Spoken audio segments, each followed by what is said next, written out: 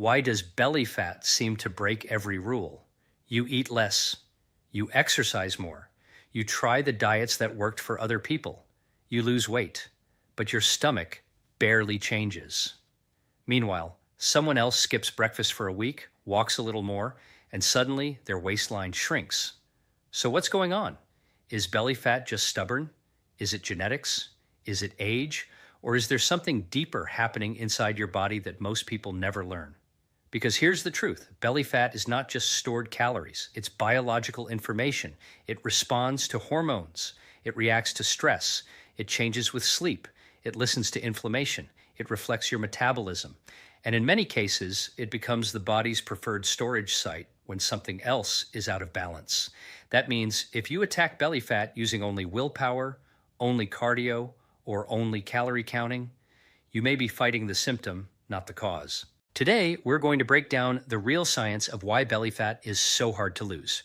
You'll learn why your body protects abdominal fat, the hidden role of cortisol and chronic stress, why poor sleep can literally target your waistline, how insulin traps fat around the midsection, why age changes the rules, why healthy eaters still struggle, and the smartest evidence-based strategies to finally reverse it.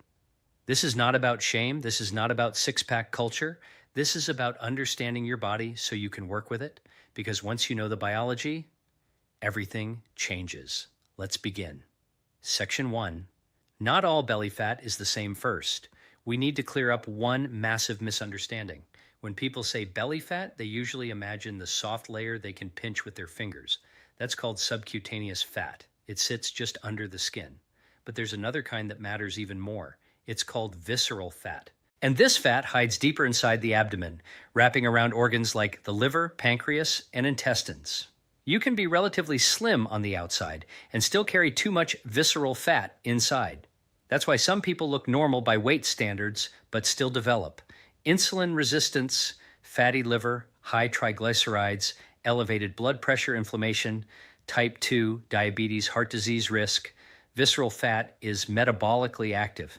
It doesn't just sit there. It releases inflammatory chemicals. It disrupts hormones. It interferes with insulin signaling. It can amplify appetite dysfunction.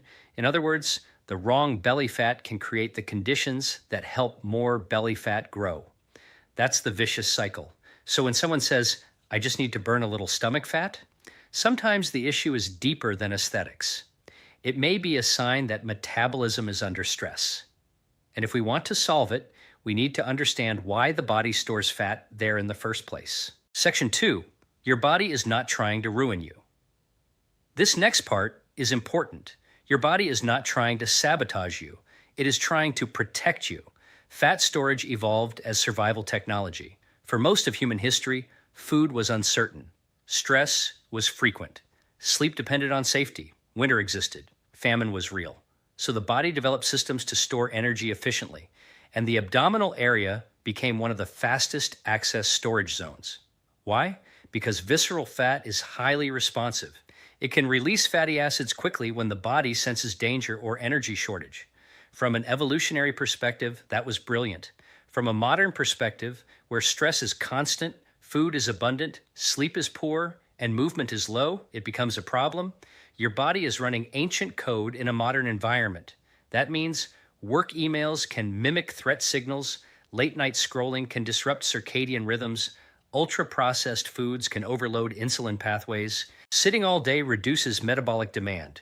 Chronic stress tells the body to conserve fuel, so if belly fat keeps returning, it may not mean you're lazy. It may mean your biology is responding logically to the signals it receives. Change the signals, and the body often changes too. Section 3, insulin, the fat storage switch. If there is one hormone deeply tied to belly fat, it is insulin. Insulin's job is to help move glucose from the bloodstream into cells. That's essential. But insulin also sends a powerful message. Store energy now. When insulin is chronically elevated, often from frequent refined carbs, sugary drinks, overeating, poor sleep, or insulin resistance, the body becomes more likely to store fat and less likely to release it. And abdominal fat is particularly sensitive to this process. Over time, cells may stop responding efficiently to insulin. The pancreas then produces more insulin to compensate. Now you have higher insulin, greater fat storage pressure, more hunger swings, more cravings, less metabolic flexibility. This is one reason people say, I'm eating less, but I'm always hungry. They may be trapped in unstable blood sugar and elevated insulin cycles. And here's where it gets worse. Visceral fat itself worsens insulin resistance. So the more visceral fat you carry, the harder it can become to regulate insulin. That creates a loop. High insulin encourages belly fat. Belly fat worsens insulin resistance. Insulin rises further. Breaking that cycle often requires more than eating fewer calories. It requires improving insulin sensitivity. We'll get to how. Section 4, stress and cortisol, the waistline connection. Now let's talk about one of the most underestimated forces in body composition, stress. When you experience stress, your adrenal system releases cortisol. Cortisol is not bad. It helps you wake up. It mobilizes energy. It helps you respond to challenges. But chronic cortisol elevation changes metabolism. It can increase appetite, intensify cravings for calorie-dense foods, raise blood sugar, disrupt sleep, increase insulin, encourage abdominal fat accumulation. Why the belly? Because visceral fat has a high density of receptors that respond to stress hormones, meaning your midsection may be especially sensitive to chronic stress chemistry. This is why some people maintain the same calories but gain around the waist during stressful seasons of life. Caregiving burnout, grief, financial pressure, high-pressure jobs, emotional exhaustion, their body is receiving survival signals. And survival biology prioritizes energy storage. This is also why punishing yourself with extreme dieting during high stress often backfires. You're layering physiological stress on top of emotional stress. Instead of forcing harder, smarter strategies may include stress reduction, recovery, sleep repair, balanced nutrition, resistance training, walking. Sometimes the missing fat loss tool is not more discipline, it's less stress. Section 5. Sleep deprivation targets belly fat. Many people think sleep affects energy only. That is far too small. Sleep affects appetite hormones, insulin sensitivity, recovery, decision-making, and fat distribution. Even short sleep can shift the body toward belly fat storage. Research consistently shows that inadequate sleep can increase ghrelin, the hunger hormone, reduce leptin, the satiety signal worsen insulin resistance, elevate cortisol, increase cravings for sugar, and refined foods reduce motivation to exercise. Now imagine this pattern repeated for months. You stay up late. You wake early, you drink more caffeine, you snack more, you move less, you feel stressed, you crave quick energy. That's not a character flaw, that's sleep-driven biology. And many people trying to lose belly fat ignore the single intervention that could unlock progress. Consistent sleep timing, not perfection, consistency, because metabolism loves rhythm. Going to bed and waking up at predictable times helps regulate circadian hormones that influence glucose control, hunger, and fat metabolism. If your schedule is chaos, your biology may feel chaotic too. Section 6. Why belly fat increases with age. Another frustrating reality. What worked at 25 often stops working at 45. That's not imagined. Several biological changes occur with age. 1. Muscle mass declines. Less muscle means lower resting glucose disposal and often lower metabolic efficiency. 2. Hormonal shifts occur. Men may experience lower testosterone. Women experience major changes during perimenopause and menopause, especially shifts in estrogen. These changes can alter where fat is stored. 3. Recovery slows. Poor sleep, stress, and inflammation may have bigger effects than before. 4. Lifestyle accumulates years of sitting, processed food exposure, alcohol, stress, and inconsistent movement eventually compound. This is why many women notice midsection gain during menopause even when weight stays similar, and many men notice a thicker waist despite unchanged habits. The body's storage pattern has changed. That means strategies must evolve. Less punishment, more precision, more protein, more strength training, better sleep, stress management, metabolic consistency. Aging doesn't make belly fat inevitable, but it does change the game. Section 7. The cardio myth. Many people respond to belly fat by doing endless cardio, hours on the treadmill, sweat sessions every day, high intensity burnout. Can cardio help? Absolutely. But cardio alone is often overrated for stubborn abdominal fat. Why? Because if cardio increases appetite, raises stress, or causes muscle loss through underfueling, progress may stall. And muscle matters enormously. Muscle is a metabolic ally. It improves insulin sensitivity, it stores glucose, it raises daily energy demand, it supports healthy aging. That's why resistance training is one of the most powerful tools for reducing belly fat over time. Not because lifting magically burns stomach fat during a workout, but because it changes the whole system. More muscle often means better glucose control, better hormone response, and better body composition.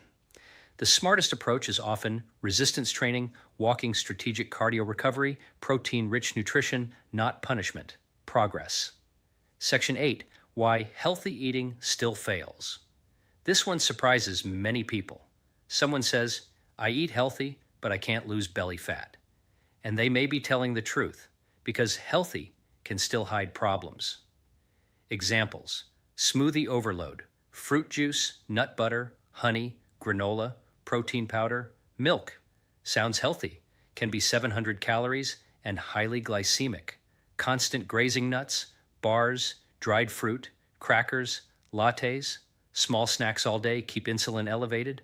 Weekend compensation, clean weekdays, heavy weekends. The math catches up.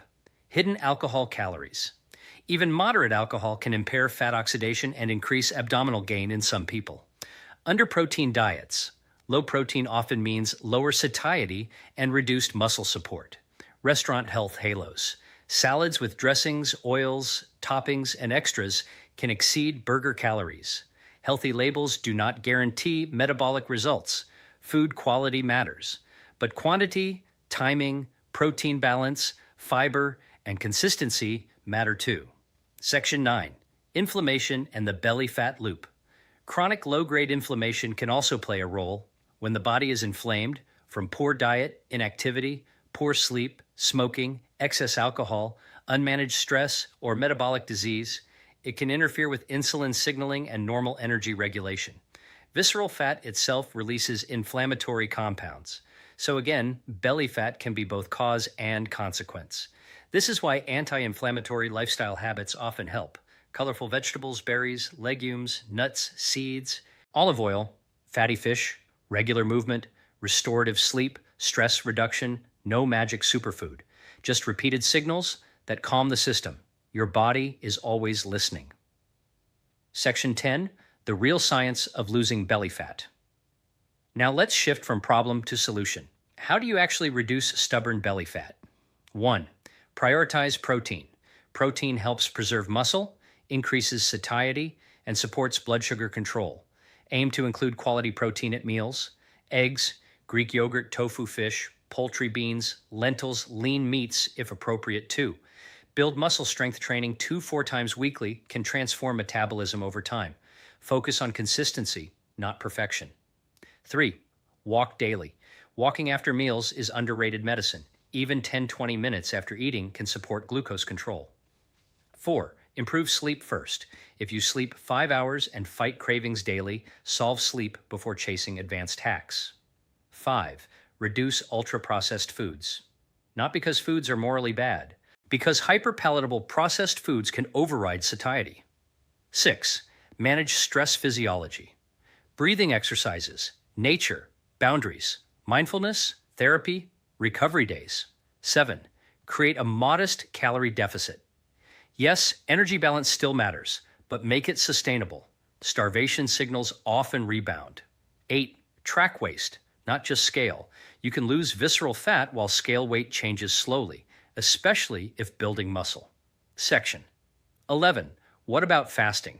Intermittent fasting can help some people. Not because it's magic, because it may reduce total calorie intake, improve meal structure, lower constant snacking, improve insulin exposure time. But fasting is a tool, not a requirement. Some people do better with regular meals. Some women, highly stressed individuals, or those with certain medical conditions may not respond well to aggressive fasting. The best eating pattern is the one that improves metabolic health and can be maintained calmly, not the one that wins arguments online. Section 12. The belly fat mistakes most people make. Here are the most common mistakes.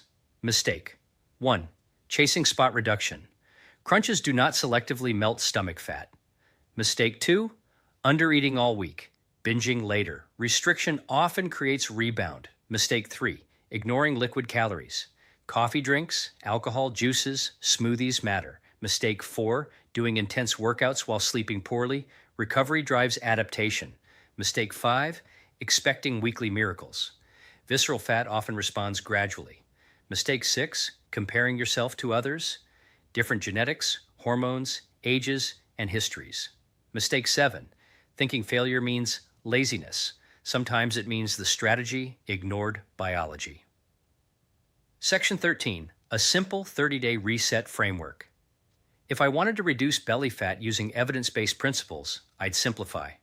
For 30 days, morning wake at consistent time, get outdoor light exposure, eat protein-forward breakfast if hungry, midday. Whole food lunch with protein plus fiber, walk 10 minutes after meal, afternoon, manage caffeine timing, hydrate movement break, if sedentary, evening strength train or walk protein, plus vegetables, plus smart carbs, limit alcohol, screens down earlier, night.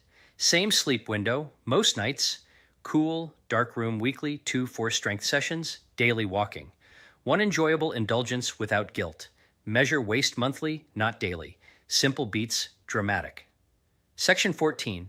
When belly fat may signal something more. Sometimes stubborn abdominal gain deserves medical attention, especially if accompanied by fatigue, high blood sugar, snoring, or sleep apnea, elevated blood pressure, irregular cycles, low libido, rapid unexplained gain, depression, chronic stress overload.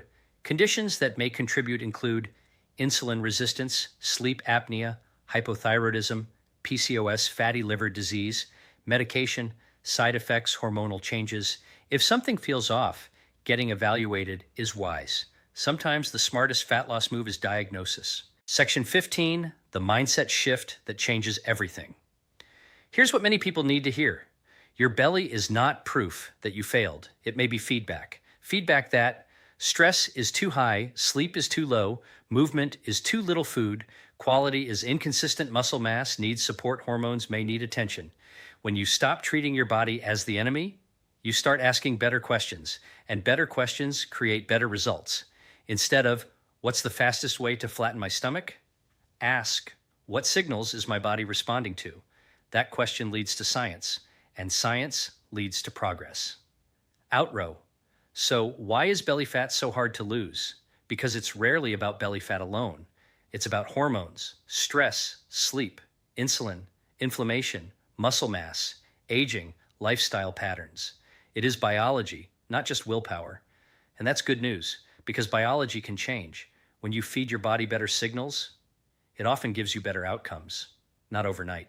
Not with gimmicks, not with punishment, but steadily, powerfully, intelligently. If you found this helpful, share it with someone who blames themselves for stubborn belly fat. They may not need more discipline. They may need the truth.